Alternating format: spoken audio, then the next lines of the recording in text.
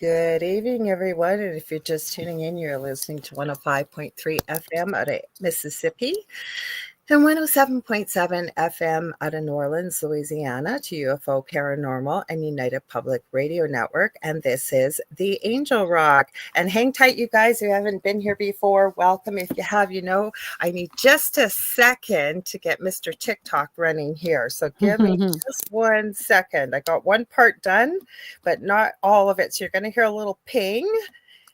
Okay, not yet. I got one of them done while the intro was playing, but then I was worried. I thought, oh no, we won't be on screen. So give me 1 sec. Stream key. Yes, hello. Thank you. Okay, give me 1 sec, guys. Anyways, I should introduce myself. My name is Lorilei Potvin. I am the host here of the Angel Rock. I'm also the host of my Thursday night show that I do here at 7 p.m. Eastern Standard Time, The Thing at the Foot of the Bed, with my amazing co-host. He's also a very good friend, talented medium and psychic, and all the other things that I do, which I'm going to tell you in just 1 sec, David Hansel. And so I'll tell you a little bit about myself. I am a psychic medium. I'm also a crystal Reiki energy healer. I'm an Akashic Records practitioner. TikTok, so I can walk and talk at the same time here, guys. This is such a pain, but be glad at least I figured it out, because it's kind of complicated to do. Thank God I love tech. Anyways, like Akashic Records practitioner, spiritual teacher, and mentor. I'm also a registered nurse. I am, and I'm going to call myself, I know Miss Julie Jean Bassett won't agree, but budding animal communicator, because we have an animal communicator here tonight. And even before I continue, Julie Jean Bassett is in the chat. She says, hi, Lorilei and everyone. Julie Jean Bassett, I've taken her animal communication course, but Julie is an incredible animal communicator, as well as I know our guest is. She's helped me many times with my animals, as well as she's a shamanic practitioner. And I've had a session with her that was life-changing, you guys. And with Christmas coming up, definitely check her out at juliejeanbassett.com. We got Kathy Hanley Little saying, hi, Julie, Lorilei, and Ellen. I just do things the way they come up here, Ellen, so hang tight. Also, I am extremely well-versed in near-death experiences, having studied them professionally and personally for over 40 years. I also had one as a toddler, and I'm extremely well-versed in the paranormal. I always say I didn't go looking for it, it found me, and we shared our story on the Travel Channel's Paranormal Survivor Season 4, Episode 9, called Demonic Hauntings. I did not name it that, but that's what it's called. And thank you to everybody that's popping in and saying hello. I will get to you after I say hi to our guest and introduce her in just a sec. But if you like what you see, please like, share, and subscribe. Tell all your friends and family about it. There really is something for everyone here. It's not all just UFO-y stuff and paranormal stuff. We have, I think we're almost up to 40 live hosts, and multiple shows we stream daily, 7 days a week. And when we're not streaming live, the archive server does dip into the last 25 plus years this network's been around and randomly stream shows. So we're live 24 hours a day. Give me 1 second, I gotta grab a drink. And this network does stream to every country in the world, but 80% of our audience is audio. So I always say, if you can't see us, you can't join the conversation. And we would love to have you join the conversation. If you've been to this show or The Thing at the Foot of the Bed, you know both these shows are very audience participative. So how you can join the conversation if you're listening live is, usually we're all over Facebook, but as I've been saying, Facebook has not been playing nice. My poor guest tried to message me, and that wouldn't even work. So, but we are streaming to my Facebook profile under Lorilei Potvin. It is public, so you don't have to be a friend to join the conversation. We're streaming on my YouTube channel, which is the Angel Rock with Lorilei Potvin. We're streaming to the main network YouTube channel, which is UFO Paranormal and United Public Radio. We are also streaming on Twitch under the same name. We are streaming to the Angel Rock on Instagram. Sometimes that stays put for an hour, sometimes 2 hours. Hopefully, we got Michael Steenburgen popping in over on Instagram, and Stephen Spencer 8210. So thank you for joining us on Instagram. If it does cut out on Instagram, you can join us on some of these other platforms I'm mentioning. We are streaming on my Rumble channel, which is under Mystique 1508. I always say it's not a naughty name. It's from X-Men, and I opened it years ago just to back up the shows, but we are still over there. We're streaming to Roku, so we have a network TV channel over there, and how you can find that is you're going to go to the channel store and type in UFO space P as in paranormal. There's a drop-down list. There's we're about the third or fourth one down, I believe, and it's UFO, paranormal, and United Public Radio that you are looking for.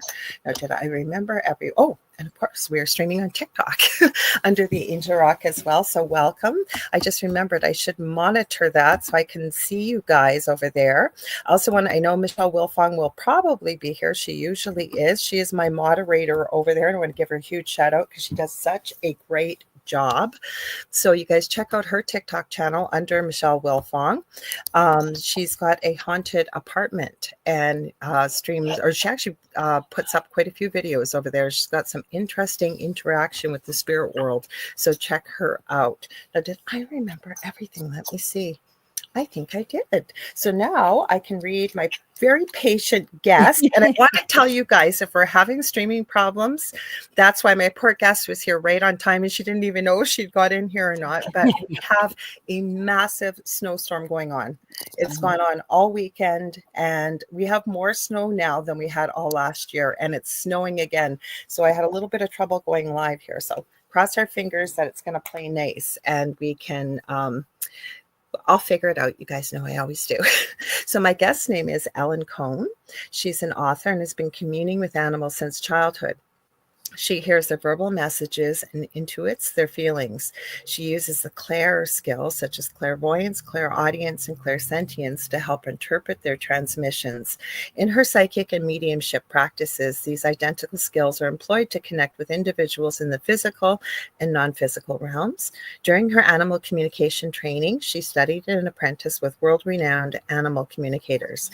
She achieved both remote and in-person training. When she reached deep levels of practical understanding, she offered free readings to validate the information before she added the credentials to her resume. That's where I'm at. Certification in healing touch for animals signaled the beginning of Ellen's formal hands-on and remote training in energy assessment and healing techniques. Learning how to use pendulums, yes, pendulums are great, was a key part of the program. Central to her training was developing the skills to feel energy in the body. She completed many practice hours while working on people and their pets during the certification process. We're going to be chatting about Ellen's book that I believe it just went live, I believe, in November, right, Ellen? And it's correct.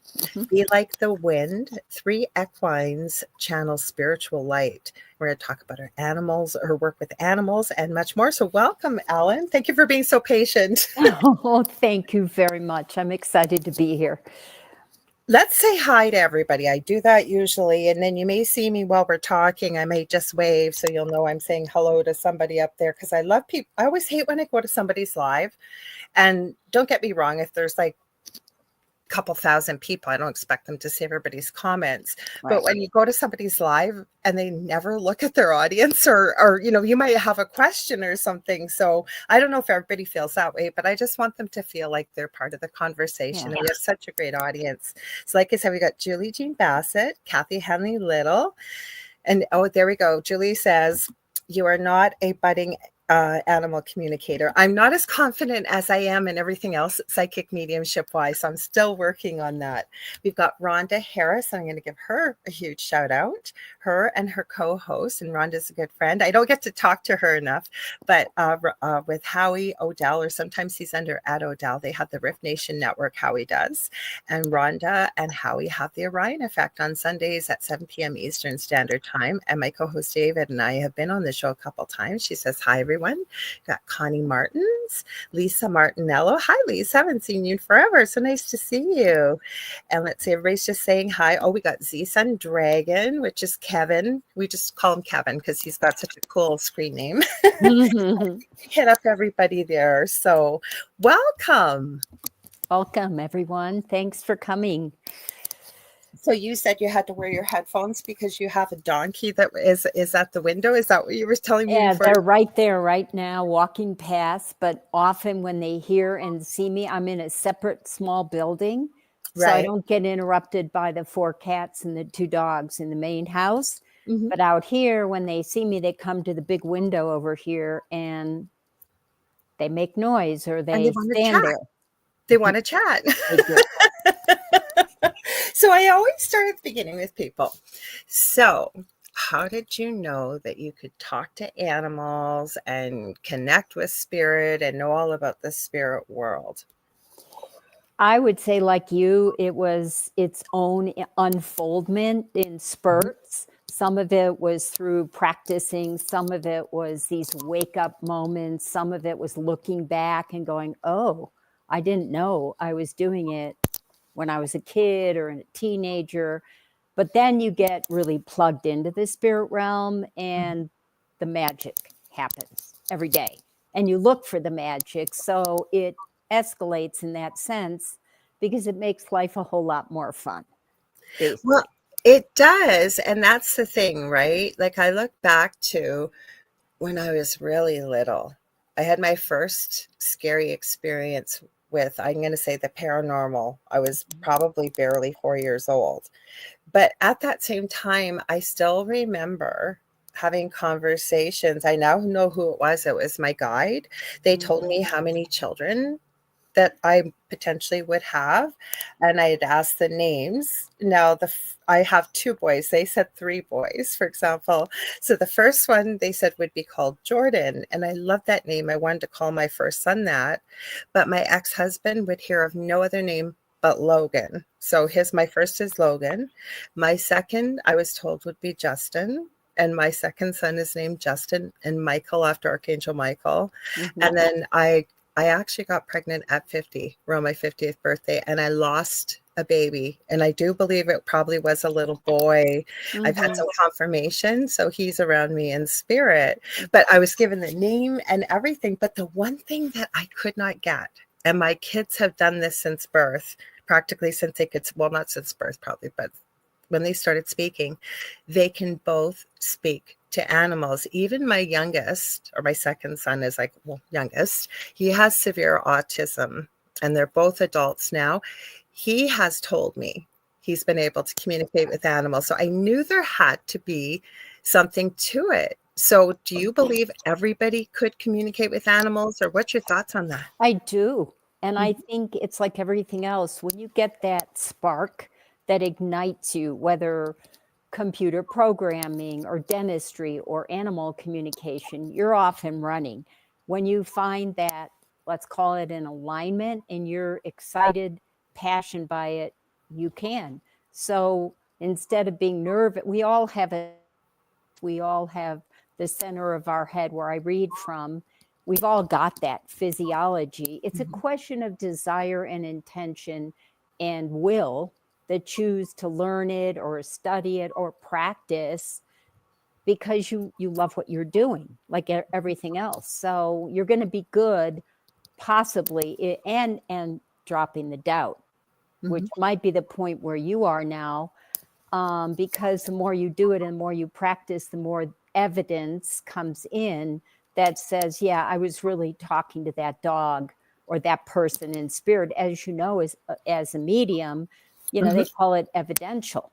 Yes. So when you get that, oh, your grandmother had a rose quartz ring, and the sitter says, yes, I can confirm that, boom, you've done it. And Mhm. the more you love it, the more you want to do it. So yes, I do believe everybody can do it, but it again is a question of how much do you want to do it Mhm. and work at. And it is a little work in a way to study and to practice. Even though we don't love the word work, you have to prepare. No, I agree with you, but you know what my problem was? First of it was that I was standing in my own way. Mhm. Second part of it is I'm extremely clairaudient. I forgot to tell you too before the show, not everybody understands these terms because we are going out all over the world. So Oh. somebody could just be tuning in going, what are they talking about? So clear hearing, basically. Mhm, mhm, And that's how I'm talking to spirit all day long mhm, in my head, if you will. As I'm sure you'll get everybody mhm, else that's doing this kind of work. But what I had been told, which I think really stifled me, was that somebody had told me, very well meaning, that works with animals. Nobody in the chat here, but somebody I've known I used to be in a group I called the Voldemort group that we know the name shall not be mentioned, but we no longer associated. But I met some great people from there. They told me the only way that animals will ever communicate with you is in pictures. So I kept waiting for these pictures, like send me pictures, send me pictures, send me pictures. Now I'm getting goosebumps. That's my sign I always say for truth or spirit.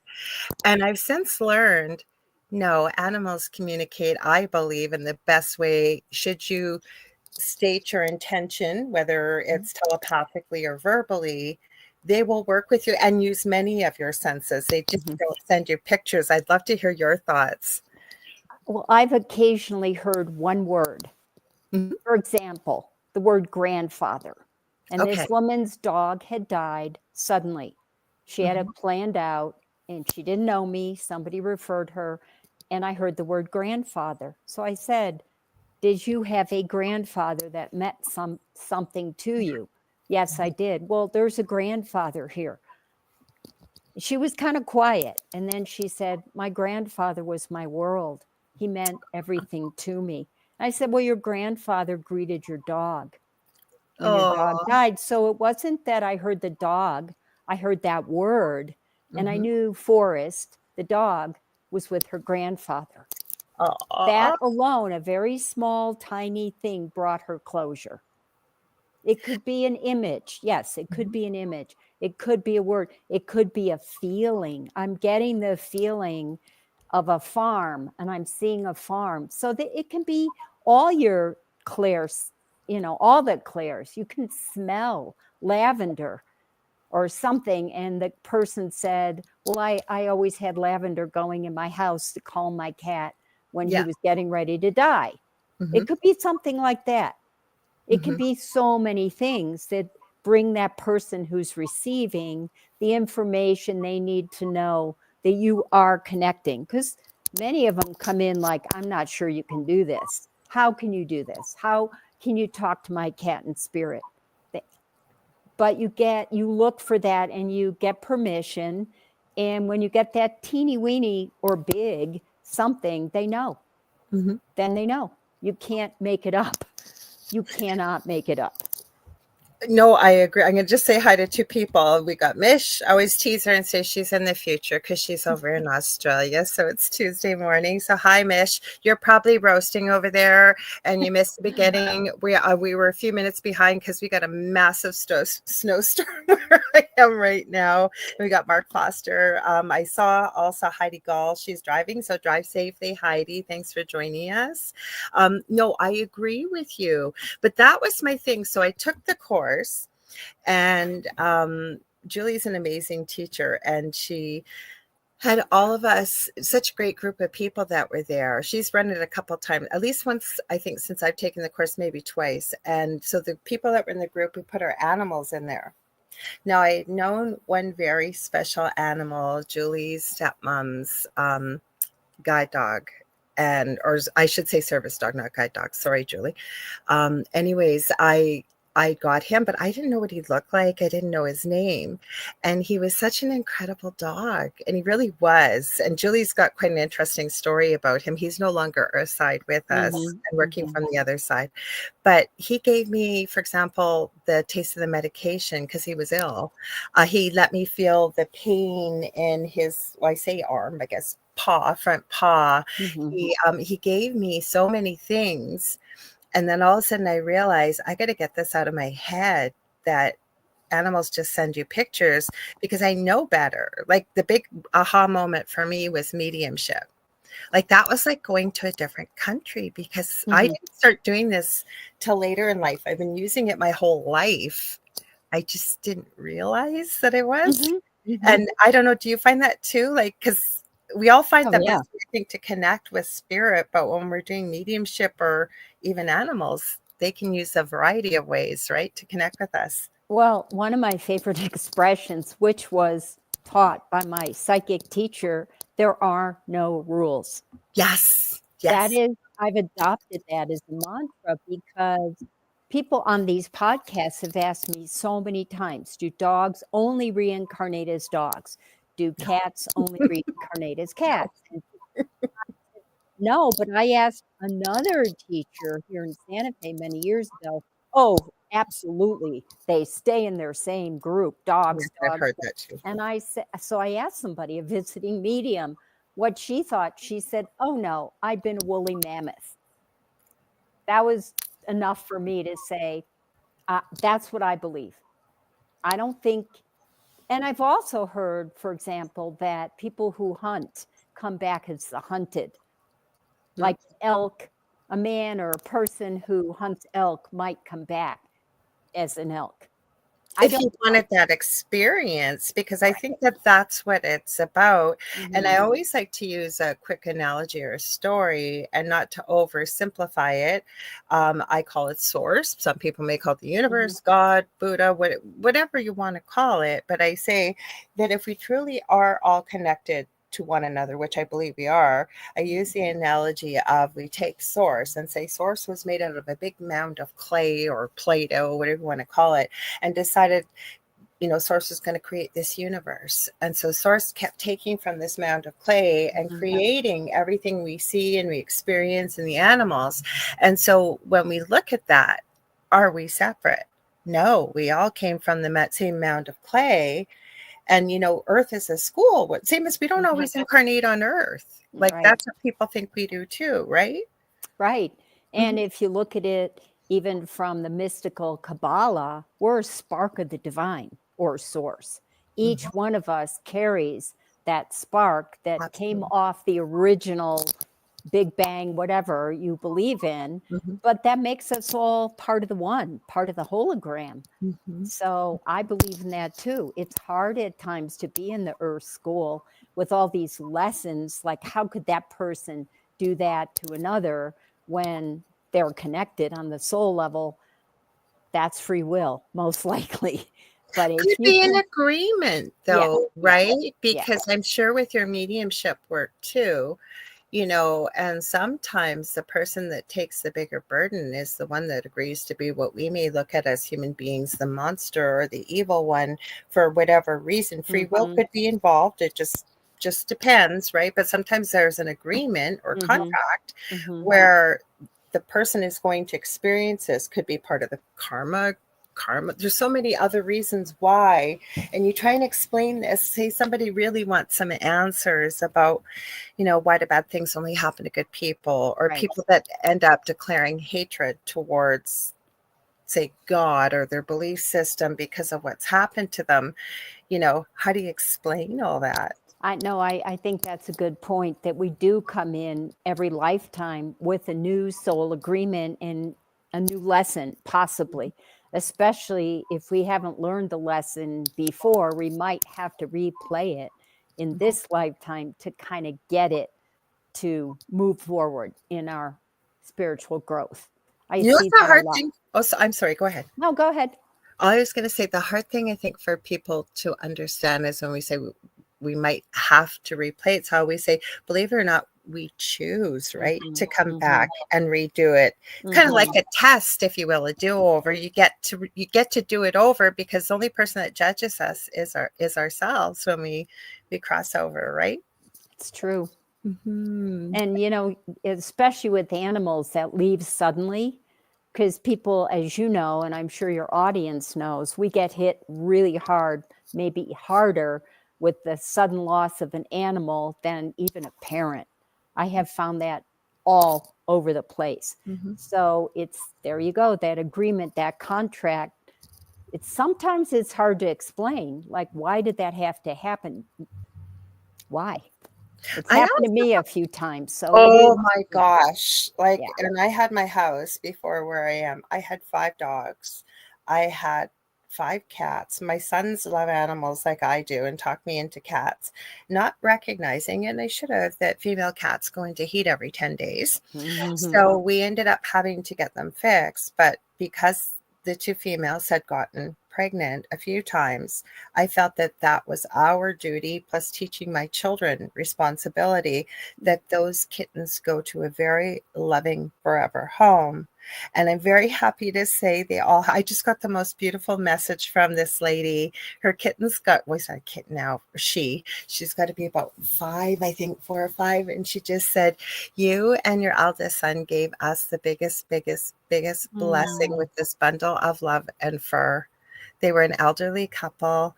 And I know my son had thought, well, maybe it was someone he worked with. And he had said, Mom, I don't know. And I remember saying to him, honey, this cat is probably going to be their whole world. And she is. And she sends me updates every couple months and pictures.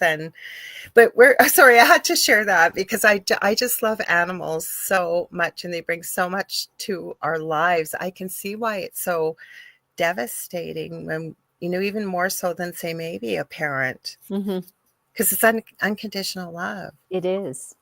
And they're always there for us, never judging, always forgiving. I mean, and a few of them hold grudges, but not for very long. They get over it. So, yeah, I get it. Yeah. But have you ever found that you've had animals come back to you that maybe we've lost and then they don't come back identical, but maybe a different type of breed or something, but they still, I always think we don't get the pets that we want necessarily. We get the pets that we need. Well, I have a cat that's on his 3rd round. And so 2 reincarnations and a dog that was sent by another dog. And I knew right away when we met Pepper, who's 11 now, that he wasn't Simon, the one that died. But I knew Simon had sent Pepper because he was a little dog from the Bahamas, like the one that was going to be put down the next day. And we got him out, got him here. He died suddenly. Well, he had tick fever that turned into thrombocytopenia, for anybody that knows the autoimmune form of Ehrlichia. And after he was the nursemaid for our other dog, Tucker, when Tucker died, Simon started to crash. So I found out that we didn't know. We had done the blood work, but after 6 weeks, you're supposed to test again for tick fever. And I wasn't told that. Aww. And so he developed this autoimmune thing. And he left about a month after Tucker. And we were getting on an airplane to surprise our youngest for his 25th birthday. And he's about to he has a birthday this week. So happy early birthday. we get to Chinatown and I see 2 dogs that look like Simon. Now, my jaw dropped. It was snowing. People carry their dogs in their purses in Chinatown, little Yorkies. You don't see big dogs. So we go back to our son's apartment. I said to my husband, I'm going to go online and look. There were 2 dogs named Simon on the website up in Colorado. Wow. Never had heard that name before. And there are 2 more. Then we see Pepper. And we're like, look at that guy. He's got 1 blue eye, 1 brown eye. He's so quiet. We go to meet Pepper. We fall in love. Completely different from Simon. Full of joy and exuberance. But I knew that Simon picked somebody so different. Simon was so shut down, so scared of the world because he came from a high kill shelter. But Pepper's like, bring it on. But there was a connection and there was a reason because I was getting those signs from spirit saying, yes, you can do this. But not him. But the cat is definitely a cat that came from a prayer many years ago, Kiki. He was the original prayer cat. And this one is exactly, bites me the same way, demands the same way, glued to me. That's why I'm not in the house. He'd be like, sitting here right now on me. Yeah, I have to agree with you. And the first litter that the one cat had when we were in the house, I fell in love with, there was 2, we thought 2 boys and 2 girls. And it was around the time when Black Panther came out. That's how long ago this was. And one of them was born, they're all born, we knew it was the same dad, but one was born completely black. It looked like, except in the light, looked like panther spots on it.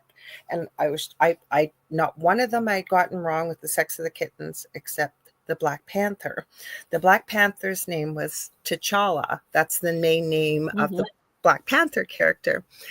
Lo and behold, we found out. Now, T'Challa ended up being the most gorgeous tortie, almost. Like it turned almost orangey, but it was a solid. She's the strangest looking, most beautiful cat ever. Anyway, she never went into heat. She didn't go into heat till she was almost 3.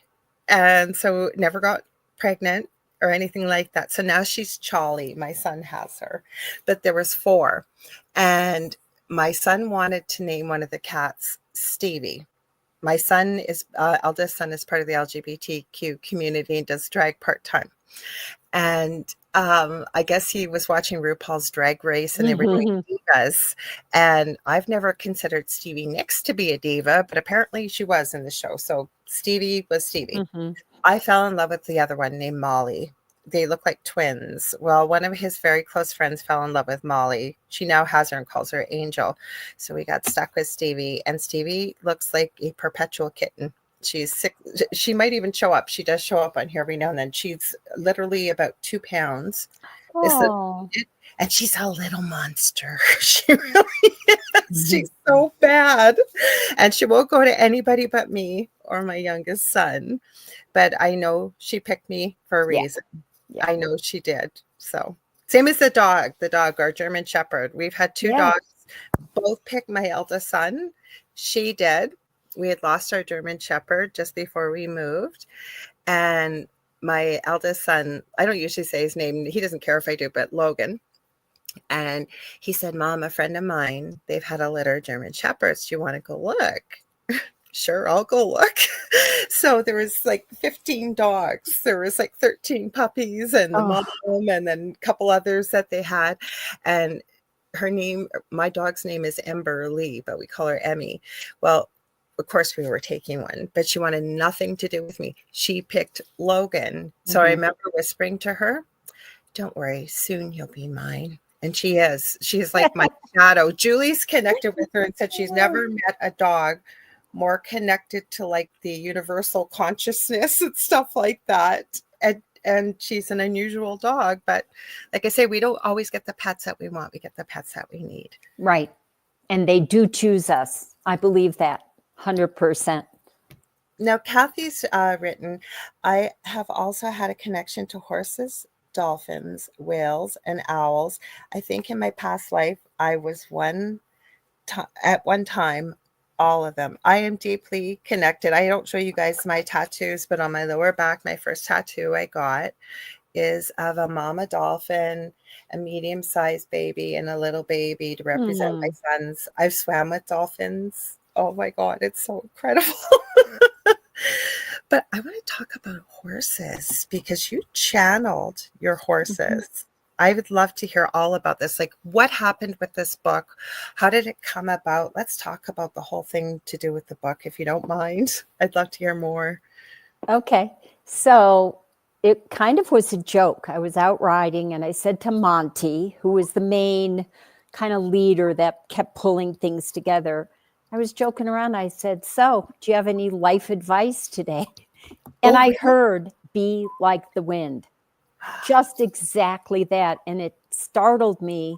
And I pulled out my phone. I wrote it down. I'm like, where did that come from? That's not like normal. Wash your hands after you pick out my feet, my hooves. It was like, wait a minute. So that was the beginning of many, many conversations where I'd say, and experiences. Like I said at the beginning of the podcast, when you're plugged in and the magic starts unfolding, you're scrambling around to make sense. Like, it's supposed to be all written in a book. These are real things that they're trying to tell us. And I guess it's a little daunting. I'm the one, that empty vessel, it's coming through me and it's going into words.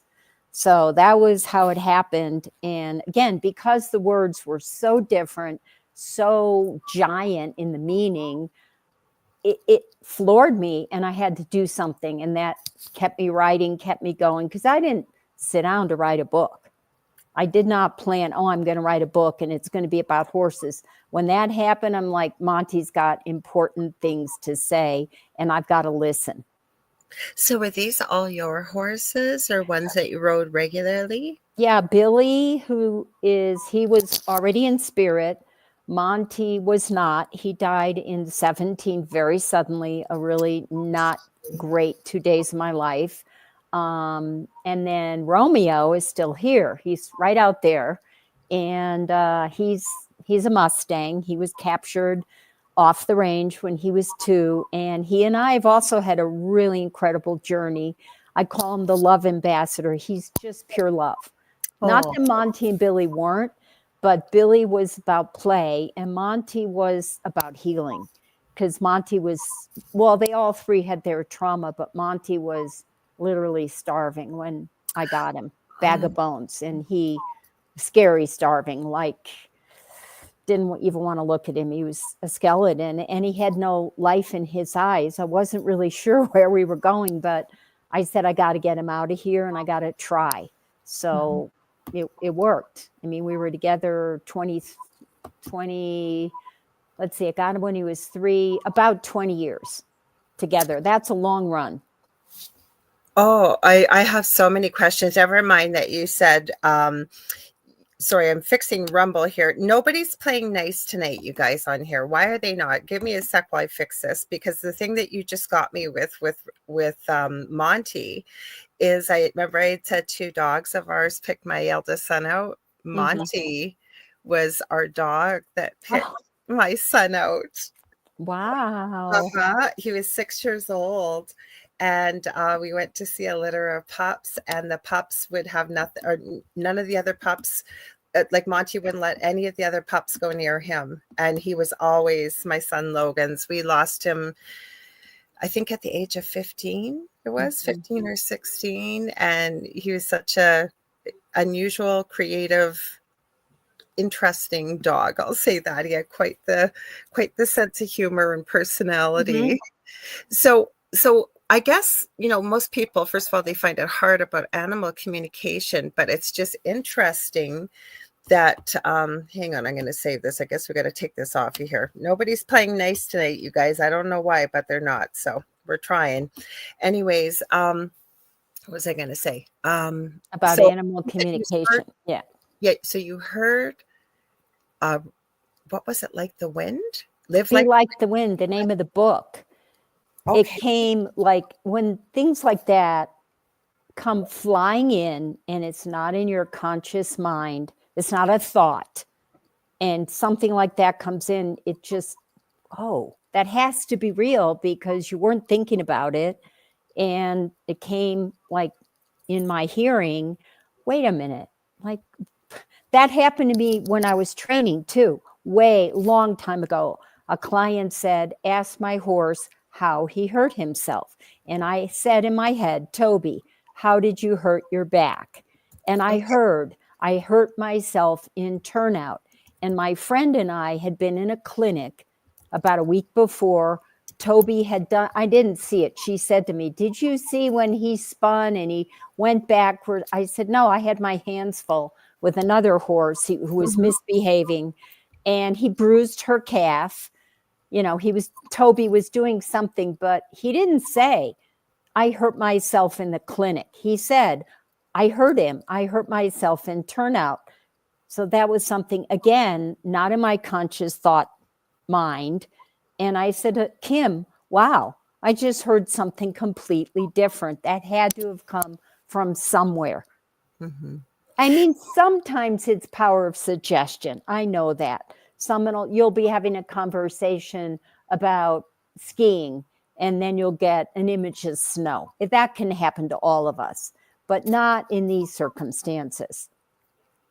No, I get how I always try to explain it to people, right? Especially when we're being clairaudient, like people think, oh, are you hearing voices? No, some people do. I've asked quite a few people how they hear spirit, but I know for myself and quite a few people, we hear it as what I call it the mind's eye or the mind space, right? And exactly what you said. How I'll know, for example, if a guide is talking to me and I know the difference from energy feeling wise and but it's also, it may be my voice, but it's not said the way I would say things, nor would I use the words that they're saying. I always say it's meant with love, and it's always meant for either my or whomever I may be working with or around for their highest good. or comes out of the blue, like you weren't thinking about it. You had no reason to even have, like, that was clear as day. That was like a lightning bolt, I would think. Be Mhm. like, Mhm. It mm-hmm. was. And when those things happen, you have to take stock. You have to pause and say, "Whoa, what was that?" You I just do, because it's not within, it's not in here, it's somewhere out there that's coming to you as a message.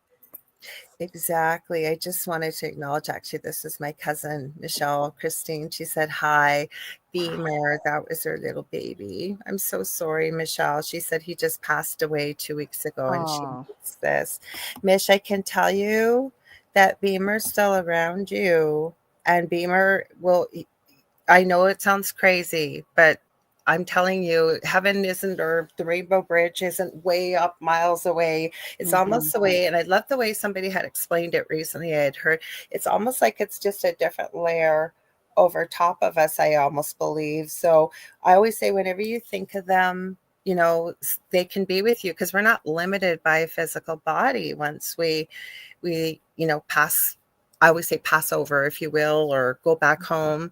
And a lot of our animals, I find, help us from the other side. Sometimes they can help us from a different perspective or give us more that we need from the other side. Have you found that too, or anything different that you could add, Ellen? Absolutely. I mean, I know that Monty, when he left, I first of all, I something happened physically where I got afraid to even drive my car. Oh, I I'm sorry. think he was such a protector. He always felt like a big brother, that when Mhm. that energy around this place, and horses, they're big animals, they have big I love energy, it horses. was gone Mhm. overnight, like in 2 days. He got sick, and then I had the vet out. Then I hauled him down there. They said, we've never seen any blood. He was bleeding out his butt Oh, profusely. poor There's baby. nothing we can do. Take him home. And she came later that afternoon, but it left me in such shock. And I'm sure all of you listening can relate to that shock, that it took me a couple years to get over it. And Romeo, he was in shock as well. So I found out through talking and asking him, why did you have to leave so suddenly? He kept saying, because you would have made yourself crazy trying to save my life. I'm a holistic healer. I'm deeply plugged in to natural remedies, Sure. holistic veterinarians. It was an impossibility. And he said, you were ready for a new stage of your spiritual development. And in a way, he wasn't holding me back, but I was getting pretty comfortable with the arrangement. It forced me out of my comfort zone to go forth. And it took a while. And at one point, I did a lot of trading, psychic readings with a colleague. I said to her, I'm seeing 9 lives. I saw it as clear as a bell. We've been together 9 times. That is why this grief has been so deep. So for many of you listening, get a past life reading with your around your animal. There may be a connection that you had in a past life that helps you find closure. That dog I mentioned, Simon, I had a reading around him, and my psychic friend said, you were a shaman in a past life. You tried to heal a little boy. The boy didn't survive. You blamed yourself. That is what was playing out again in this lifetime with Simon, the dog. And that gave me peace, because we can't save another. It's not, we can try, but on the soul level, it's not up to us. It really isn't. That's a hard lesson. It's a really hard one, and Julie just added there often is a past life connection. Mm-hmm. Because I also believe that we're not limited with a soul group or soul family, that it's strictly another human being or two-legged being, if you will. I believe that our animals can also be part of our Mm-hmm. soul group too. Never mind that I think that they can also be guides too from the Yes. other side. Yes. I Mhm. believe that. I wholeheartedly, I believe, share that belief with you. Mhm, Thank and you. it is, the thing that I think is the worst, and I know, for example, my youngest son, he's always loved cats, and he loves animals, but he's not as much of a dog person. But I think with the autism, the cats are very predictable. They're very calming. I know that my son's cat was peeing on his bed infrequently. That's what Julie helped us with. And it came out of nowhere. And my son is like, even though he's going to be 27 in March, he's very much, with no disrespect, like between 5 and 7, 8 years old. Still plays with toys, still believes in Santa. They say sometimes autism sucks, but sometimes there's gifts in it. Like we get the magic of Christmas through the eyes. I know he's not a child, but where he is developmentally like that. And he loves cats. And he said to me, maybe she's mad because I'm not paying enough attention, because he got very engrossed in his games, his video games, but he would get angry. So sure enough, we connected with Julie, and Julie had sent a lot of healing and given us some beautiful messages from Sophie. And yes, that was definitely part of it. But the other part was my son didn't like her to sleep in the bed with him. In a previous home, she used to, but this home, he was worried she would eat his headphones. And she had gone through Julie and said that's when she does the bulk of her healing with my son, is at nighttime. Ever since we've made those few changes, very rarely has she done it. And now I know why. Picking up and tuning in, when my son gets really, really angry at his game, and he's got a rating scale. If he gets out of 5, like, you just got to get him calm first. That's the main thing. But that's when I find she would piddle. And I said to him, when he's calm, any attention's better than none. It gets you away from that game. But that's what she's here for. I think she's here for a guide. But what I was going to say, though, sorry, I got off track there. I can talk about animals forever. He was given a cat named Mocha for his birthday when he was a little guy. And he was probably about 10. And Mocha, 3.5 years old, perfectly healthy, been to the vet. And our bedroom with my partner I've been with for 15 years now, it was in the basement of the previous home. And so my partner got up at 4:30 and gave her more food. Yes, right on cue. You come by to say hello. This is Emmy. She's going to join the conversation, I guess. Next thing I heard, it was about 20 minutes later, and I heard my partner Del say, Mocha, what are you doing up? I just fed you. Why? And I jumped out of the bed because I could hear her. She was screaming. And so I grabbed her. Like I always say, even though I come from a big PHARMA, because let's be careful with that word on YouTube, I'm very much into naturopathic and homeopathic healing as well. I knew instantly there was something wrong. And so I picked her up, and she was screaming so loud the boys woke up. It was, like I say, 5 a.m. And I put her down, and my youngest son said, Mommy, she can't walk. And I picked her up, and her feet were cold. So I keep a lot of vet apps, homeopathic, naturopathic, every kind of medical. And very quickly I went, oh my God, please don't let it be this. And it was something called a saddle thrombus.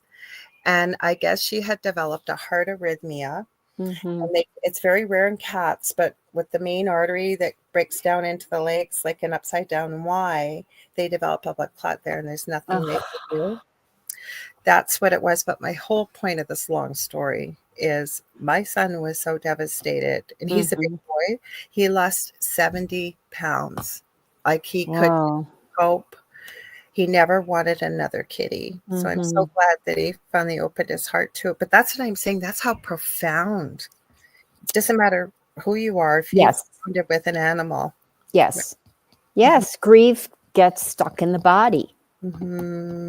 It can, shock, grief can take us down. I mean, it's difficult. It's difficult or worse, like you just, there they go. They're running around out there.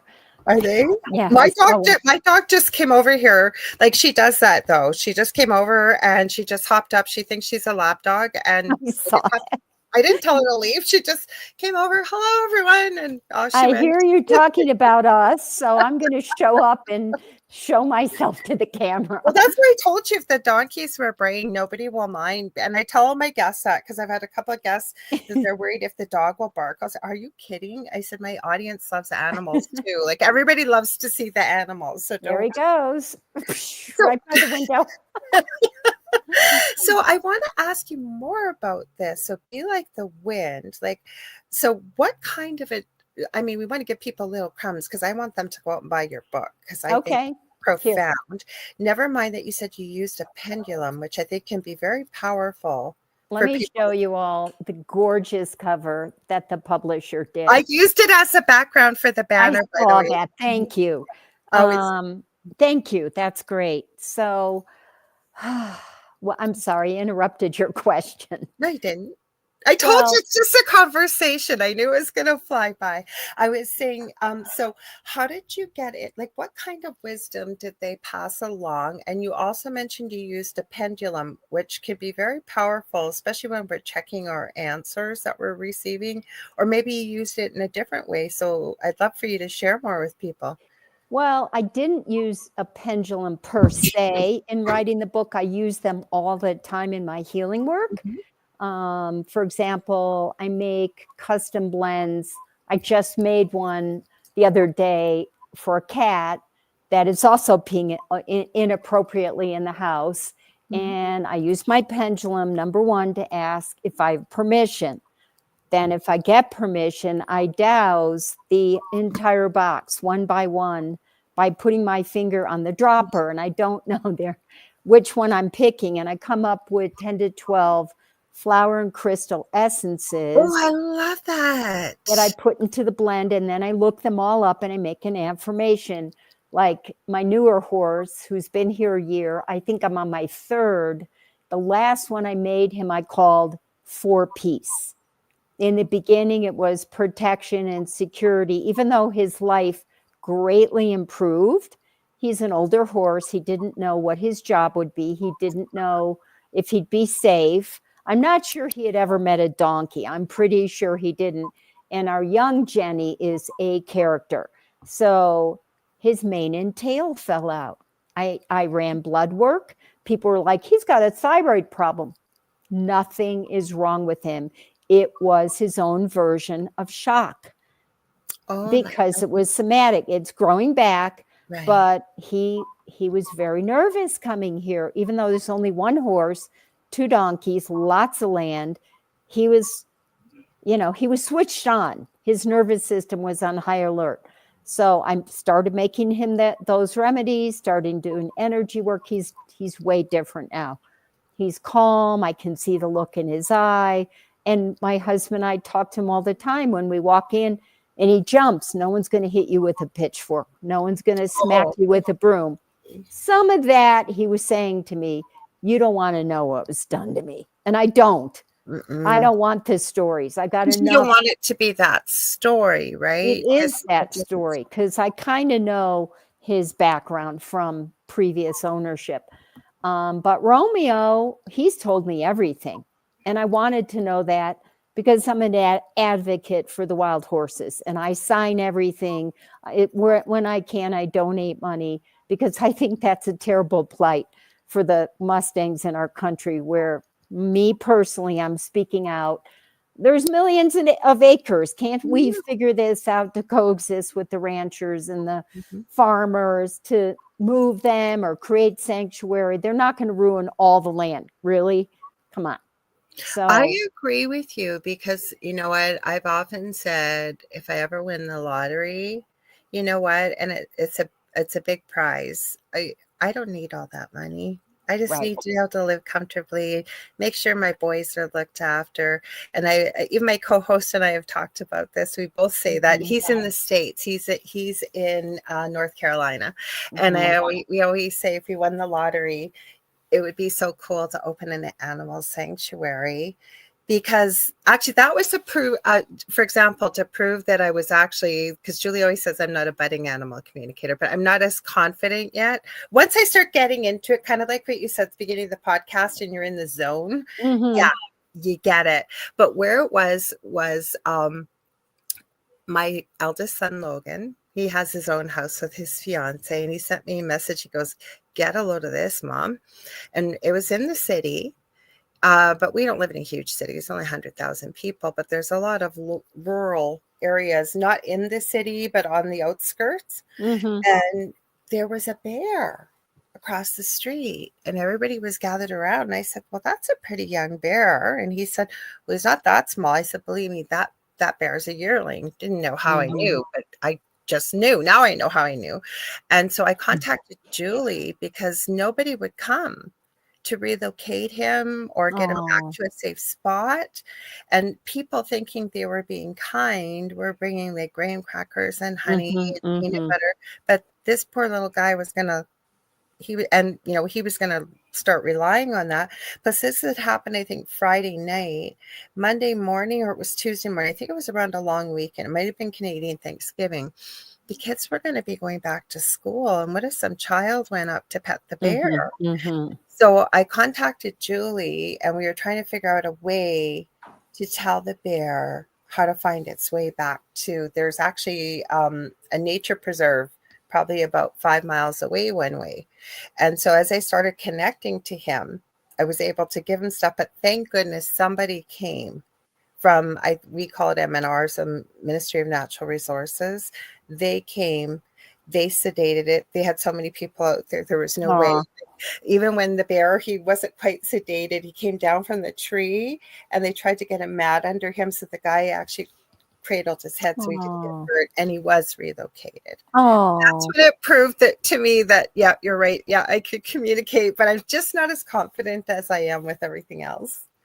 So, well, you will keep practicing and tell everybody you know, like I did, tell the people on your show, send me, however you're going to do it, a picture or description, just say, I want to practice and put it out and be really open. Well, I think Julie, I asked her over Christmas, and she doesn't have a crazy Christmas mind. By the time Christmas morning comes, it's pretty quiet. So I'm hoping we can even go live, because I know Julie goes live too. So I said, maybe we should try and go live, and we'll do some readings. And I used to do that with psychic readings years ago. I used to go live because, right, and you shared in your biography, which I love. That sounds like what you did too to help build your confidence as well. Yeah, with the animal communication also, I was trained 7 years in my psychic training every Wednesday night. Once you completed the first 2 classes, you could get in what we called the line, and you could read publicly. So every Wednesday, and I wanted that practice. I went every week, worse weather when I could drive, and we practiced, and that built confidence. Because that was past life readings and, the 7 layers of the aura, which correspond to our chakras. So that is one of my absolute favorite things to do. Can you tell people, say people listening to that are going, what's a chakra and the 7 layers of the aura? Oh, so our 7 wheels of energy, starting at the bottom of our spine, moving up to the crown of our head, are spinning energetically. And that's how energy flows through us. So they're a different color, right? Yeah. When you read the aura, each layer of the aura correspond, like the first layer of the aura corresponds to your root chakra. So that is all the information you need to survive. And then the second is your sacral, your emotional. That is, your second layer, and it moves out from the body.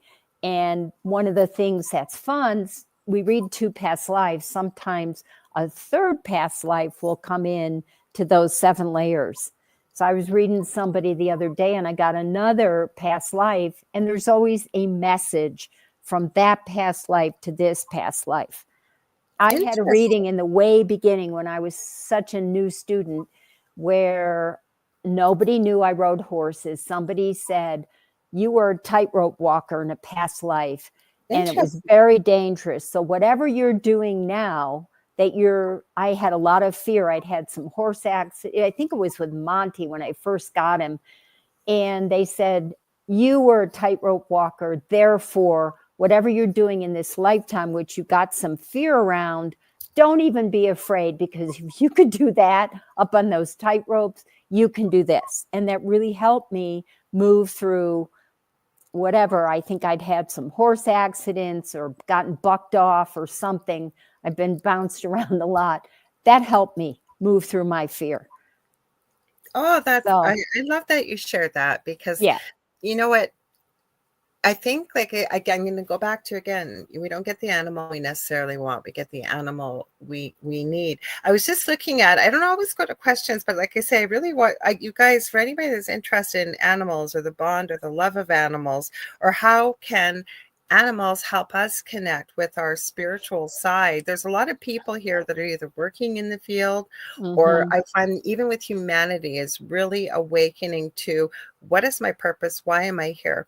So how have you found, through with the book that you've written with these horses, that they connect us even to the spiritual side? Like, what would be an animal's purpose to come work with us? And especially, it sounds like three very wise souls that, shared a lot of wisdom in this book. Yeah, and I can say that whatever we call our awakening or our process, let's just call it our spiritual path. When an animal comes into our life, when you are aware of your spiritual calling, and that happened to me through my healing training, okay, because our youngest son had a big hip surgery, a lot of complications, and I met a healer, and she was the one who said, you need to train with the animals. So that started me with that. But the more in the beginning, that's what I did, hands-on, and you can see the change. And then you find out they're better or something, their back has healed. Like, it's reinforcing to see the reaction and the affirmation. Or that same horse I was talking about earlier, Toby, my friend had a young mare, and she had to put her down, or she chose to put this 4-year-old mare down. She had a degenerative bone disease, and she wasn't into anything natural. Maybe it would have helped the bones, maybe not. The horse's name was Angel. She put Angel down, and Toby, that same horse that had hurt his back, went into deep grief. Kim thought she was going to lose him. So I went out and did a lot of hands-on healing, talked to him. He was having meltdowns, really not okay. And he turned around, but it was mostly through energy work. I don't think in that earlier days I was doing the communication till later. But I did a lot of work on Toby in the day, and he survived, but she wasn't sure he wasn't going to check out from grief. So, well, what people don't realize, I'm always astonished, and I always say it's not my job to judge, but I mean, we're human, sometimes we do. But when you run into people that think that animals have nothing going on upstairs, they don't have a soul, and I'm just shocked, because if we really truly are connected to the finest grain of sand, up to the biggest thing on the planet anybody can think of, how could you discount animals? I don't get it. There is a question I wanted to ask you that just came to mind, and I'd love to hear your thoughts about this. I have often heard, and I think I believe it too, that animals know, obviously, when their last day is going to be here. Most animals do, right? But that they're in agreement, kind of like it may be part of their journey with their passing, if you know what I'm saying. Like, sometimes, even if it's not a happy thing, for example, but the people that are affected by it, they, with their free will, can choose to learn and grow from that. What's your thoughts on that? Like, when they're earthside, and then people say go to the Rainbow Bridge or whatever you might. mean like the soul contract?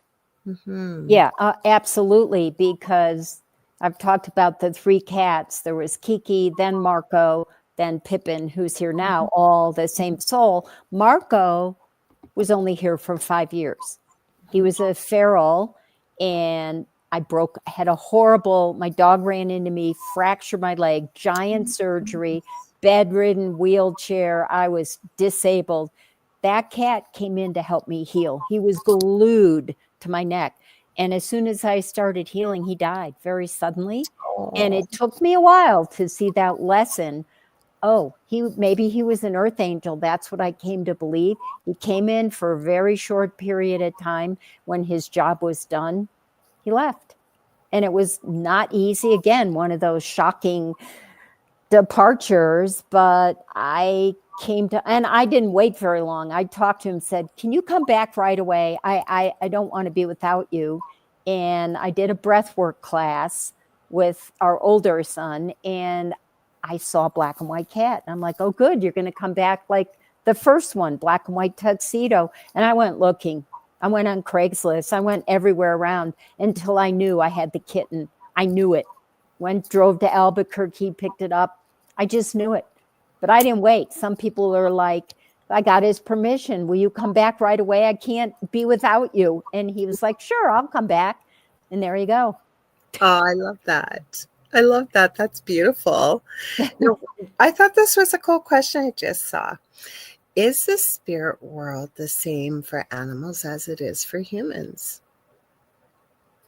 I would say yes. I mean, because mostly my knowledge of that, a little bit talking to them, is from reading how it looks. There have been books I've read that said it's just magnificent and everybody's mulling around. There's some people in more like angelic, and some are more in physical form. But I think so. I do believe in the Bardo, so the Tibetan Book of the Dead, that as maybe humans, since we carry more stuff and lessons, I think we're a little less transparent in some ways, that some of us go to that middle ground. We don't necessarily make that crossing immediately. I think perhaps the clearer we are with life and then thus death and dropping that fear of dying. But some people linger, I believe. Humans can linger in that middle area before they cross. Maybe animals, I've never seen that personally. But I think, and Julie just said she agrees, she would say yes too. So my thoughts, and I always tell people, I don't know everything, but to me, even though when we're doing mediumship and we are actually able to see the spirit form, whether it be a human or an animal or what, sometimes they just come through as a feeling, all this, but for people listening, as a feeling, sometimes a smell, sometimes there's many different senses they will use, or they may show themselves from their life they've just left, so that we know, and the person we're working with will know that, yes, this indeed was my fill in the blank. But when you look at it from a different, and I always say when we use our human eyes, that's the easiest way to see it. But when we're trying to use from the spiritual realm where there is nothing but love, we are not encumbered with a body. We are, I always say everything's energy. So animals, to me, right, they're not on that consciousness level that they would have been in earth form. And even from your book that you've read or that you've written, with the amount of knowledge that you've channeled, that I think they're right on par with everybody else. We're all equal, all intercombined and connected. So I don't think we're limited. And then I'm going to go back to what you said earlier. We all have that God spark, if you will, or creator spark, source spark, whatever you want to call it. And I also believe that that's why the law of attraction works, right? Because we are manifestors, we're creators. Everything we have here on this planet, somebody's thought of it, created it, put energy into it. And I think animals have those same abilities. What do you think? I do. I do, because, and I know I keep going back to the book, but Romeo, I want you to, in because the I book, think he was fantastic. like, I was waiting for that human to show up. And synchronicity, I drive down to the prison in Canyon City, Colorado, with a credit card hold on a little 3-year-old Mustang. Thank goodness.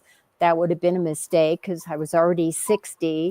And the guy said to me, we have an older Mustang. We don't know where he's going to go because the trainer's retiring. And I'm thinking, I know where he's going to go. He'll end up in slaughter. So can I see him? Can I ride him? Make a 5-minute decision. The guy goes, you can have him for $75. Okay. He's an older horse. He's probably safer, which he wasn't. He was very spooky when I got him. They brought him to me because I was in the radius, like 300-mile radius from Canyon City to where we lived in Colorado. They delivered. Can you imagine the government delivering one horse? Like, what did that cost the government? I'll say. To bring one horse to one person up in the mountains. Okay, so it came out that he was really hoping and waiting for that human. So he could unfold as a spiritual being with a sentient being that wants to know his feelings, that honors his feelings, that says, you're scared. Okay, I'm going to help you. So here's an example. I was not allowed to bring my horse trailer to the prison because I have what's called a straight load, not slant. So when they go in straight, that's how they're captured. So they told me when I went through this giant security check, you're not allowed to bring your trailer. It's the wrong one. Okay. So that's why he got delivered, because I didn't take my trailer. So here I am going, I'm going to have to retrain him. And I had a good guy helping me, but I didn't like what he was doing and trying to force him in and pressure and ropes. And I politely said, I'm going to try this myself. And he was mad at me, and that's another story. But I did it one baby step at a time. I was just talking to someone the other day. The first day, you put your foot on the ramp, we're done. That's it. 1 foot. The next day, use 2 feet. He was in there in a week, and he's never, ever been afraid in there. I can load him piece cake because I took my time and I honored what they said. Maybe it mattered, maybe it didn't, but I decided maybe he will be afraid. I'm going to honor that, and I'm going to go at a really slow pace so he's not afraid. And I think they know that. That's kind of how you build trust, though. That's what I was hearing just from Spirit. Exactly. Now you got it, right? And you got and then as you got to know each other, and I already know without you even saying that you applauded every time he made progress, like just touching, putting 1 foot on there, that he knew as the time went on that he could trust you. And you knew, almost it seems like he was blossoming before your eyes. He started to realize, oh my gosh, this is the human. This is the human I can trust and grow with. He's like a dog now. I can call him out here and say, Romy, and he'll come walking over from wherever he is. Like, what? I'm here. I don't have to put a halter on him. He's 24 now. So he's getting up there, but that trust, he gets it. And it, like with us, with people, think how long it might take you meeting a new, really fun friend to know. It's happened to me where they turn on you and you're like, what did I, and you haven't done anything. It's them, but they break the trust and you're like, nah, no, thank you. Plus, I always say this, like I with my son, I always say I was so lucky to have 2 children. I was always told I'd never have any by the medical community. And so, with the autism, sort of same thing, right? Growing, learning to trust, and you have to work at that pace of the person that has, I'm going to say, special needs, because this Romeo had special needs. My son has special needs. I've been a pretty patient person, but it really taught me about patience. Plus, the other thing I always say, so many important things, including, I think every sentient being on this planet needs a communication tool, system, something to be able to communicate your needs, as well as behavior never happens out of the blue. So especially when you have an animal and you haven't been able to establish some sort of type of communication, you have to be astute and look at their behavior. What is their behavior showing me? When it comes out of the blue like that, yeah, it's shocking. But we may never know. You might have been able to tapping in, but for somebody else, maybe not. But we need to realize that there's a reason why we're seeing behavior, I think, with any living being. Yeah, our dog Pepper, the one that Simon sent, he's terrified of thunderstorms. And it started as a puppy. Many older dogs feel that vibration and get that. But we have learned all the years not to try to force them on an afternoon walk. If they're shooting down here in the Bureau of Land Management, government land, they shoot off rifles and guns. It's a lot like thunder. He won't go on a walk. And we honor that. Like, I hear my husband say, "It's okay, Pep. I'll be back." You know, if he's taking the other dog and I'm cooking dinner, whatever, it's an honoring. Don't be ashamed of that. You don't want to go. We're not going to force you, and stay home. And but I think, this world could be, if we could that's why I think your book is so important, because there's so much I think that we could learn from animals besides young children or babies.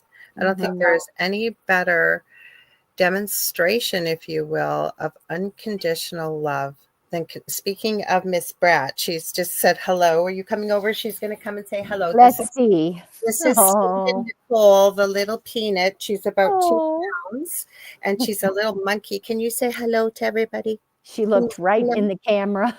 Yeah. Oh, yeah. She understands everything. Totally. She's a monkey. Hey. Yeah, both of you. Mr. Sakurai has just jumped over. You might have seen me jump forward a little bit ago. He knocked over my hamper, so I had to catch my drink in my hamper.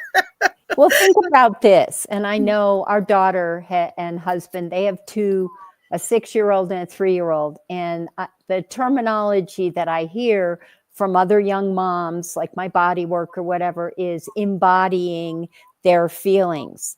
They're raising their children in a different way of honoring and embodying their feelings. I don't know, how it's going to shake out, but they're allowed to take a minute, go take a minute, take a break. I did that with my boys. I can honestly tell you. And I had a lot of people disagree. My eldest will be 30 in July. And I remember as little children, even though my youngest was pretty well nonverbal till he was almost 6, and my children always said, please, and I'm not patting myself on the back. I'm just going to share with you. The one thing I say my parents taught me was not what to do, or what not to do, I should say. So with my children, if I asked them to do something, I would say, please and thank you. So I never had to say to my kids, maybe once in a while, but they knew to just say please and thank you. And I think children learn by example, just like animals, with the energy we put out. So exactly, if my kids needed a moment, or especially with my youngest, even now, he has a rating scale from 0 to 5. And if he's at a 5, you have to be very calm and give him some time, and like he needs a lot of repetition and what have you. But even my eldest too, like it wasn't easy for him, coming out and being part of the LGBTQ community and what have you. But I supported him, and I realized, because a lot of people, I think, especially when it comes to children, it's what a parent wants for the child, instead of recognizing that a child is here for their own reasons. Eventually, our job, I think, as parents, and even pet parents, if you will, is to honor who they are and not try and change them. And I think the world could be in a lot better place with open communication at the right time. And even animals are communicating to us, whether we can channel them or not, they are. And animals can teach us so much. I know. Look at what happens in the African countries with poaching and killing, and in Asia where the tigers, get into the villages. And now there are people out there figuring out other ways to do that for coexistence, which I love. But they are teaching us that you keep going, your world is going to not be the same. You keep killing us, all the beautiful species of the world and the oceans, they're just going to disappear. Well, I don't think man understands that Mother Nature, or Gaia, or whatever you want to I call her Gaia, but the thing is, knows so much better than we do. And anytime we've tried to intervene or take away a species or whatever that is, we always mess it right up. It is the most perfect, delicate balance. And you know what? I think I love what you said about the Mustangs. There's plenty of free space for everybody to coexist. There's no reason. Like Mustangs and wild horses are meant to run free. Or like the bear, that little bear I talked about. Mhm. He came in because he was hungry. Like we keep taking and taking and taking and acting. And I'm not trying to get anybody upset or go off on a whim or tangent, but it's true. There really is enough of everything for all of us if we could just get that mindset, not I force our will on others. I agree. I Mhm. agree. And they even have sterilization programs in place called PZP for the wild mares. So rather than send them off to a holding pen or something worse, help them by, neutering in a way, some sort of a trank or a shot Mhm. that culls the herd naturally, that keeps the population down. Mhm. Because when they're in holding pens, I think the number now is like 60,000 horses across the country.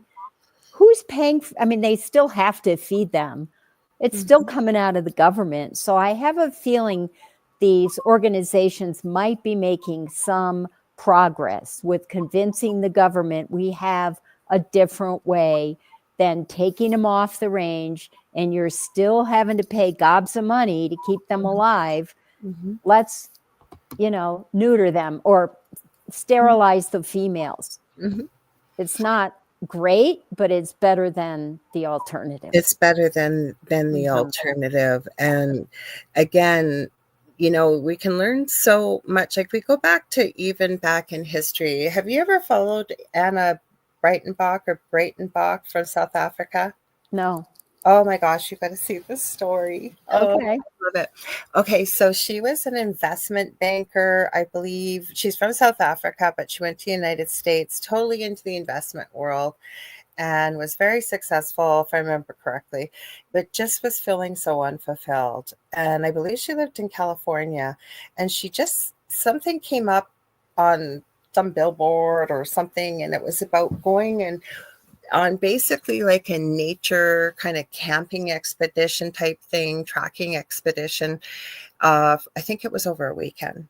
And when she did, she really connected with the guide and she started to learn how the herd, Mm. long before technology, how tribes would learn how to track animals and know where they would be. Like, and the way she talks about it to me, it's literally like being able to visualize and sense the energy of the animal and see it and know what one, as well as remote viewing, many Mhm. things like that. As she tapped into this, her guide had said, "You're very good at this. You should look into it." Long story short, she is an incredible animal communicator. It's on YouTube. Oh, And I'd there's, love to see it. yeah, she got called into the zoo in the States. Like it was a family run zoo, and they had inherited a black panther named Mhm. Diablo. I'm pretty sure it was a I panther. might have seen this. It's starting to sound Mhm. familiar now. Yeah. But she's incredible, and what an incredible animal ambassador. Like, she went into a herd of baboons that nobody would go into. She went back home to South Africa, and she just laid there with them, and she was able to communicate what was going on. Again, their territory being taken over. So where are Mhm. they in public places now because they don't have the area to run? And I think we could just learn so much from animals, including not thinking that we have the right to take everything over, right? Yeah. I Mhm. mean, we could go off on the children of the world too in countries where Mhm. they're not protected and cared for. I mean, it gets me upset. It's hard being empaths that we are not to like feel so wrought and so hearted about certain areas that we can't do anything about. Well, I I mean, actually do a lot off air. I don't do it on air because you have to be so careful. But for example, there's a great channel on YouTube. Watch a lot of YouTube. I multitask because I usually connect with spirit. Well, actually, I was going to wear it, but it's too hot. I'm always creating, so I'm going to show it off. I'm into the Grinch this Christmas, so I made a Christmas jacket with all my Grinchy stuff. So you guys will probably see if it's warmer. But anyways, I've got to be creating, whether it's resin or something. mhm. But when I'm doing that, I have to be listening to something too. kind of keeps the mind part busy. And I've been watching a lot of Sean Atwood. He's over in the UK. He does a lot about the stuff that's going on in the world with Okay. children and what have you. And you know what? I don't know. I'd love to hear your thoughts. And maybe the animals have given you a bit of insight. But I don't know if you saw, it kind of went viral. There's a comedian by the name of Cat Williams in January that did a podcast. And he literally said, everything that's needing to start to come to light is going to come to the surface in 2024. And I'm seeing this in all aspects of life. Are you? Like, it's literally like the dark, seedy underbelly of anything is starting to come to light and be revealed. And I don't know. I think it kind of has to do with us ascending as a population. I don't know. What's your thoughts, or what do the animals tell you about it? It feels like at times I feel like it's a trickle because I have so much going on in my personal life that I don't always I don't plug into YouTube. I don't get the feel for the world, but I know intuitively it is happening. Because every once in a while I'll read about a new organization. I'll go, they're doing the work. So I agree with you that it's happening, but I'm not jumping in to try to read about it all the time, which is the encouraging part. And I don't read the other stuff either politically. I just don't. I don't get into that either. But I think it's got to happen. And the horses saw it. They said, can you tell us a little bit about that? Yeah, the beginning of the book, it's you better wake up. You better wake up, because the rage that's in humanity is going to come out. It's called the fire within. We all have it to varying degrees. We all manage it differently. But as a human species, it is destructive, and it will continue to work. The wars, the things that go on in parts of the world, the massacres. I mean, really? Aren't we past that now? We're not living in the Middle Ages anymore, but it is still happening, and it's atrocious. So I think the animals see that, and I think they do warn us. And I think even the lizards and the ants, like you were saying, the co-creativeness around us, that we're all one. So stop destroying all this. Stop putting stuff in the ocean. Stop wasting. But it begins with the individual. It really does. It does, and that's okay. Like you said, if that's not where your energy is spent, because I think each one of us, like, again, different journey, different path. For myself, when I do some of this work, it tends to be with fellow psychic mediums and channels. There's a group of, we cover 5 countries. There's 4 ladies, but when we get together, we work with scientists, believe it, from the other side. And sometimes he asks, to do energy work in certain areas, or do this or do that. We never question. He's never steered us wrong. We don't always find out why, but just trust that if we've been, we, as a general consensus, feel, yes, this is what we need to be doing, kind of thing. But we all have a different role, right? And again, going back to animals, I don't think, I'm hoping that the world starts to change more with books like yourself, where people start to recognize that animals, I think, are earth angels. They're here to work with us, to help guide us. There's lessons we can learn from them. And, so for anybody listening, sorry, I'm listening to Spirit as I'm rambling away here. Say somebody is very curious about this and is wondering, is this real? Could I really communicate with my animals? Besides buying your book, which I highly recommend, and I'm trying to cram it down people's throats. I just appreciate authors that come and spend 2 hours with myself and my audience. And you have an incredible book. But for somebody that's really curious about this, what would be your advice for them how to get started? There are some great teachers out there. It sounds like you have one. There are books to read.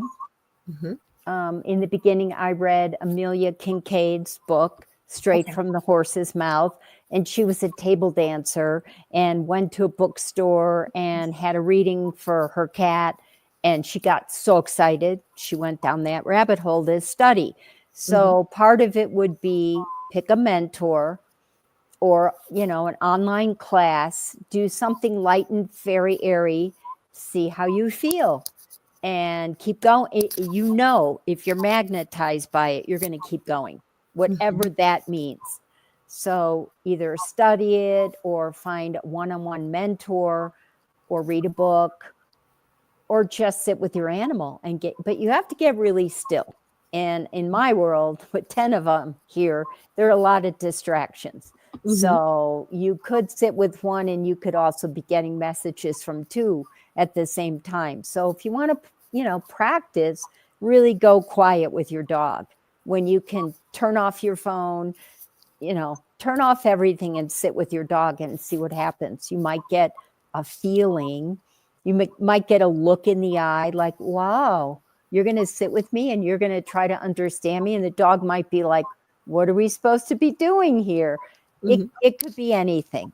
But again, if somebody listening wants to get that spark going, there are ways. And I always say, find what that calling, that feeling. Like, I don't get jazzed by books anymore because I'll pick one up and I'll go, I want to skim it. But I might get really jazzed by meeting a new animal or seeing. I love to go on reels. That is one thing I love. And that emotion you get when you see a rescue or something, for me, that lifts me. But it's such an individual thing. But it shouldn't deter anybody. They should go for it. I love to sit outside. Sorry, I've got a bit of a pause, so I didn't mean to talk over you. I love to go. This weather's a little bit more difficult, but I try to do it every day. And I sit outside and, the birds are out there. So I just connect and practice that way and ask if, like, for example, this giant, I thought it was a crow, but my partner Dell told me it was a raven. After I looked at it, I thought, yeah, it is. And he was right over top on my roof. He was making quite a bit of noise with his little toes there. And I said, would you mind speaking to me? And I, just asked him, what are you up to? Like, why are you here? I don't think I've seen you before. And he told me he was out looking for food. But well, you'll get this, and we pick this up from people too, when they're not quite telling you what's on the agenda. And he wasn't up to no good. But all of a sudden another one came by and you got this feeling they were up to something mischievous, but it was none of my business. And then he took off and I said, I think I'm on to you. So you really can connect sometimes. And I know for myself, even when I'm doing, say, psychic mediumship or what have you, for somebody that I know really well, I always say less is more. Like, even when I have a new client, especially a human being client, I'll say the least, I just like to know kind of the idea, like, what made you feel like you wanted to have a session? Is it energy healing? What is it? And I used to itemize all the things that I do. Now I just pull it all together in one. And whatever, if it's crystal Reiki and we need to work with their chakras and their aura field, we work with that. If it's Akashic Records, we do Akashic Records. I just pull it all in, right? And I love what you just said, though. And I think it's very interesting for people to hear that we work differently in many ways. But I think it might give, and Julie too, sharing her 2 cents worth in other people. But I think what you said is finding what works for you, right? Is the most important. Absolutely, because then you're in alignment with your desire, and intention is in alignment with your spirit path. And you generally know when you feel that click inside that, I love doing this. And it's not a chore. It's not, I should. I was just talking to somebody today about the ho-hums and we were kind of joking around about how do you find joy in continually washing dishes? Like, how do you make that joyful? How do you not go, oh, I have to feed the dogs. Oh, I have to feed the cats. It's a mindful thing where you have to connect with love But you have to have that awareness, because you don't want them picking up on, well, this is drudgery for her, and I'm showing up again. Like that black and white cat, if he's hungry and he shows up, and I'm working on my computer, he's going to get close. He now knows he's going to creep, and he'll like try to bite me. No, give me a minute, I'm coming. But I know him. He's going to nail me if he's really hungry and I'm not paying attention. And I have to stop what I'm doing and not be resentful. Like, okay, you're really hungry now. Hold on, I'm going to feed you. And that has to be done with love versus, darn it, you just showed up and I was in the middle of working or something. No. It's a dance. I like that you use that, or honoring, again, like we're talking about little ones, and you said some of the parents with younger children are honoring feelings. But I think about something that you really touched, hit the nail on the head. I used to hear this years ago and I used to hate it. Is you've got to raise your vibration. I used to say, what the heck is raise your? I know what it is now, raise your vibration. But I think it's so important. And I use that. You said something too that I use quite frequently, is find the joy in things, right?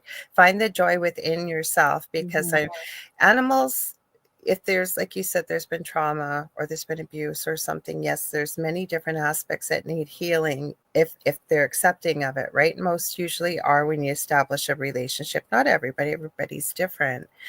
But I think that's so important, right? Because I think we also have to work on ourselves to be able to connect on that level too, or finding the joy in things. Like, for example, don't beat yourself up if the dishes don't get done or whatever. And you say you've had, like, I've had a really couple tired weeks last couple weeks. And could I beat myself up about it? Yes. But it's like, no, obviously I need a little extra sleep. And I always tell people, you know what, the dishes and the laundry and the dirt, those are always things you can count on. They'll always be there. So give yourself the day off and go back tomorrow. Sometimes you got to give yourself grace too. Even with animals, like you said, Mr. Black and White, who might want to bite you when he's really hungry, you're giving him grace. Oh man, I know, but you're right. And this, seeing the trauma in them helps us, and helping them through their trauma helps us heal. Oh, did I freeze on you? I hope it Maybe. wasn't. Well, what I'm saying is, it seems to me that most of us have trauma on some level or another. Absolutely. Yes. And it might be a past life, it might be this lifetime, but helping others is, I don't know even how to describe it. It's like the grace of God or the grace of source, that it helps us heal to help others. It's a Jew or a Yiddish, tikkun olam. I'm not very religious per se, but it trickles out in the world. To do one for other, I think it means to help one, you help the world. So when you think about that, back to your vibration, if you're putting out a vibration of healing, it ripples out into the universe. Even if you don't know it, it's that good intention. It's being authentic, stepping up to be the best version of yourself, which isn't always easy. Nope. We all have it. And there's grace. I always say, give yourself grace too, right? Because we're always the hardest on ourselves. And again, looking at animals and unconditional love and the ability to forgive, there are so many things. I hope I can have you back on again, Ellen. I'd love to come back. I'd love that. I loved having you on because we are almost out of time. I would come back anytime. There's so many things to talk about. Oh my gosh, I know we barely scratched the surface. I'm going to say hi. I've got a friend. We got Arlington67 on Instagram, and my friend from childhood, Linda Miller, is on here, I seen. So I want to say hi to her. Kevin Julie says yes. And Kevin says, so true. Helping others helps ourselves. I don't think I could have said that. I want to say one more thing, because I know you said 5 of, which on one clock here or there.